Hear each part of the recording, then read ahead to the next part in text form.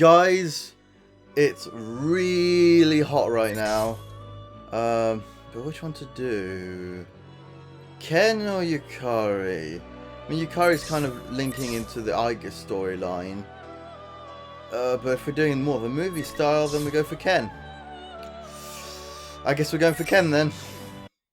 I don't really like movie style, so I'm kind of regretting it. Oh yeah, I remember this Ken's trailer. This was in it.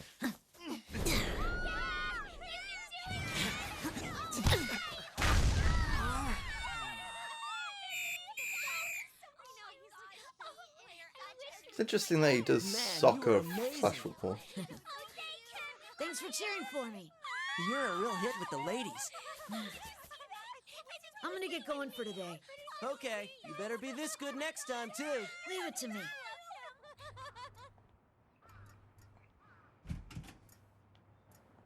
It's interesting that he kind of replaced Akihiko as the local fangirl favourite.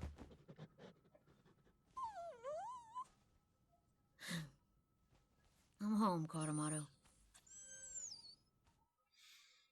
Yeah, it's. I guess he's going to be on his own in terms of the Persona users, aside from Koromaru-san. There's some time until dinner, so I decide to leave the dorm again with Koromaru. This Gekkohan dormitory is where we live. It was briefly closed after Mitsuru-san and the others graduated.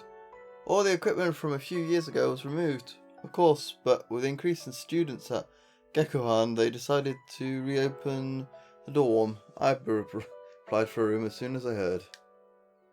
The reason I did was because of Koromaru. He had been in Iga-san's care, but at this dorm he'd been allowed to live with me. Or he would be, I should say. Also, to be honest, I felt like living here lets me stay close to my companions who are fighting even now. Back then everyone took turns walking Koromaru. Now it's my job. The path to the nearby Naganaki Shrine is Koromaru's usual route. Koromaru's quite old for a dog, but as he trots along at his usual pace along our usual path, it makes me think for a moment that all the fighting back then was just a dream. Only when I'm watching Koromaru walk like this can I forget everything and feel a little at ease. We pass through the gateway at the entrance and step onto the shrine grounds. Since it's nearly sundown, there's nobody but us at the serene grounds. I sit down on a bench and sigh to myself. Koromaru notices though, and immediately she rushes over to nuzzle my leg. It's nothing, Koromaru.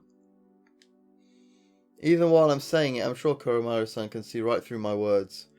I can't understand him in the same way Igus can, but even I can tell what Koromaru is thinking. I pet Koromaru as he looks up at me with a worried whine. I put my hand in my pocket to pull out the Shadow Operative's badge that Mitsuru-san had given me. Koromaru wears the same badge on his collar. Even if she gave me this, I know it's just for show. I bet everyone else is working hard right now. This morning I got a call from Sanada-san for the first time in a long while. It seems he had just come back to Japan from a year-long training journey. Wandering the world? I knew he was the kind of person who would put himself through anything in order to get stronger, but this is the sort of thing that you only hear about in stories. Sanada-san told me that he had gone to see Mitsuru-san directly after his return to the country, but had been immediately dispatched to an emergency. He's currently busy with that, so he just said that he would tell me more about his trip some other time. I know that being a shadow operative must be tough, but he seems so excited when talking about them, so it's like I get these pent-up feelings inside. I'm a member too, you know. A member, yes, but only as part of the secondary unit that only gets called out in extreme situations.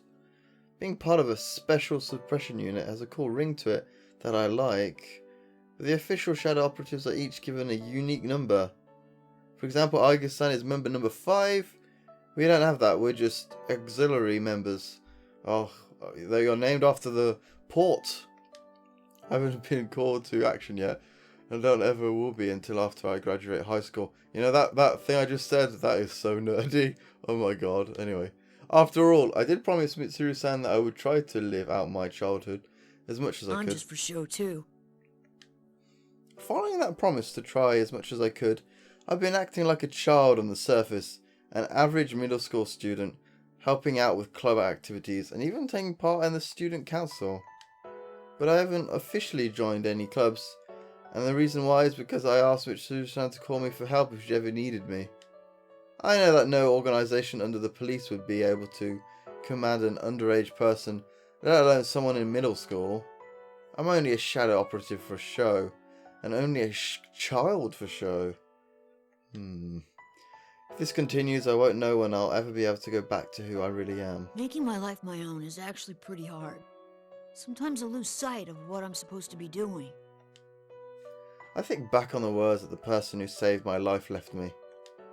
I thought I'd come to understand them sometime, but as time passed, other emotions began to rear their heads. It's completely dark now. We should head back home, Koromaru. I wonder if I will be left behind like this. Would things actually be better if I just forgot about everything? But could I live with myself if I had the power to fight but did nothing with it? I've been thinking a lot about that. I stand up from the bench and look across the dark, quiet temple grounds. I won't reach an answer just by thinking about it. I know that, but at the moment... Koromaru-san suddenly barks at me. It's been a while since I heard him bark like this. It's been getting a bit more and more mellow these days. What's that sound? Some rhythmic noises approaching up from above. The wind becomes stronger and the trees around the temple begin to rustle. I look up into the sky and a bright light turns on high above. As my eyes adjust, I see a previously hidden black helicopter in the otherwise pitch black sky. It's like something out of a movie. Is it the military? No, that can't be right. As if to answer my doubts, a searchlight streams down, pinning shadows to the ground. Something's happened. That's my first thought. I don't know what, but for some reason, I sense elation rising up through my body. Let's go, Koromaru. I grip my shadow operative badge tightly, then thrust it back into my pocket as I take a deep breath. I run towards the helicopter.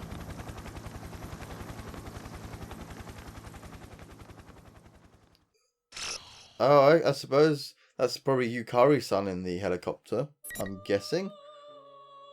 I can't really think of anyone else that would be there, apart from, I can't remember what the police super cool dude is. Mainly seen in Persona 3, he was in Arena 2. So let's go with Battle of Merlion? Merlion? I'm not quite sure. Oh, and on that note, I'm at 5%, so let's just go do this thing. 5%, so was that only 1% I just did with Ken? Here we go! Feathered chain!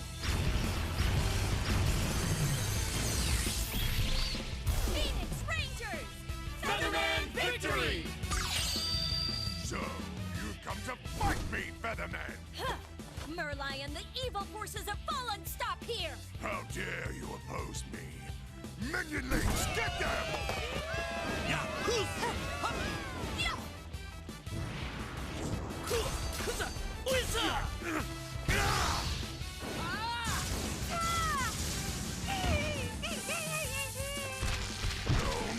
No! Merlion, prepare for justice! Don't be so sure.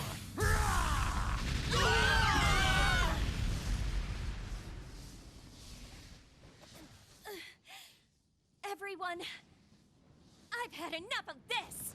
Ultimate arrow!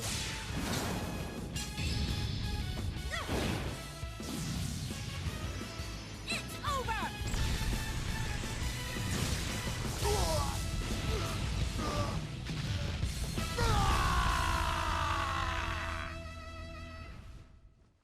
And cut! Perfect. What a take. Thank you very much! Well done. That was really great. I'm not really too sure what to say after seeing that. I guess I want to see a Sentai show right now. That's all it's really telling me. Well, my brain is telling me, I should say. Let's take a 10-minute break. When the director calls this out, the tension in the area dies away. I make my way to the simple tent used as our break room and take a sip of my drink. My scenes for today are done. I'm tired. You're on a roll, Featherpink. Huh? Do you think so? The directors had nothing but good things to say, too. Looks like this will have a positive effect on your main job. Speaking of your next shoot. My main job?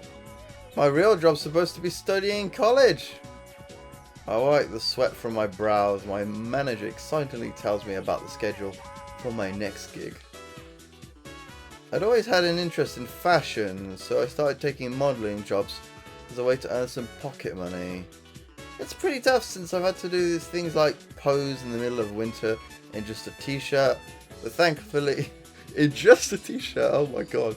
Anyway, but thankfully I've been able to get a steady flow of commissions now.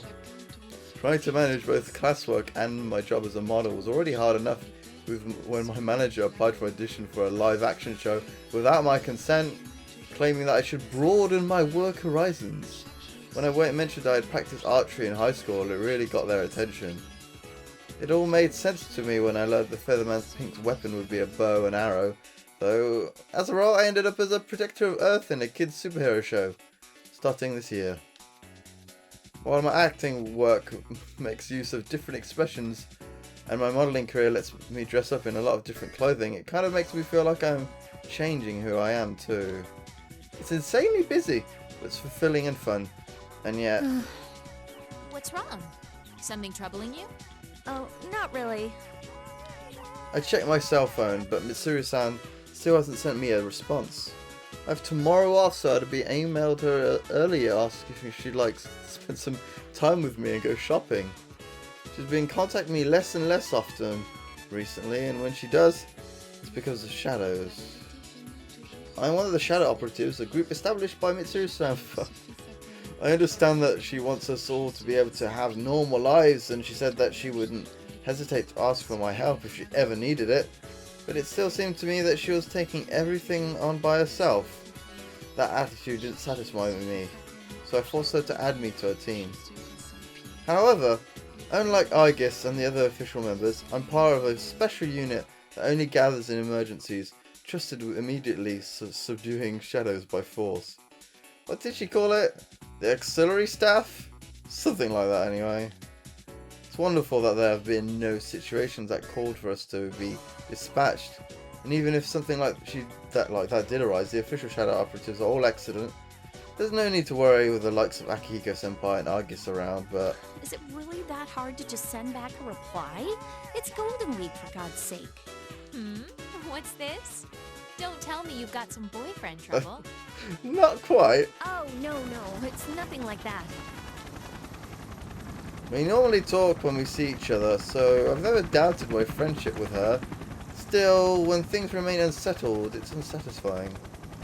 Maybe I have to get on her case about taking everything on all by herself again. Huh. There's something loud going on outside. What? What's this helicopter doing here? Is there a helicopter in this shooting script? Huh? As the sound gets closer, the tent's walls and roof begin to underlight with an intense wind. When I rush outside, I see the crew are all looking up and causing a commotion. When I look up, there's a black helicopter descending towards the ground, dangling a rope ladder. The lady in the pilot seat sees me and gestures me towards the ladder. Oh, we all know who it is now. Oh. At that moment, it all becomes clear. I only know of one person who would do this. I'm glad she came, but she's making too big of a scene. Oh man, I'm completely astounded by the utter absurdity of the situation.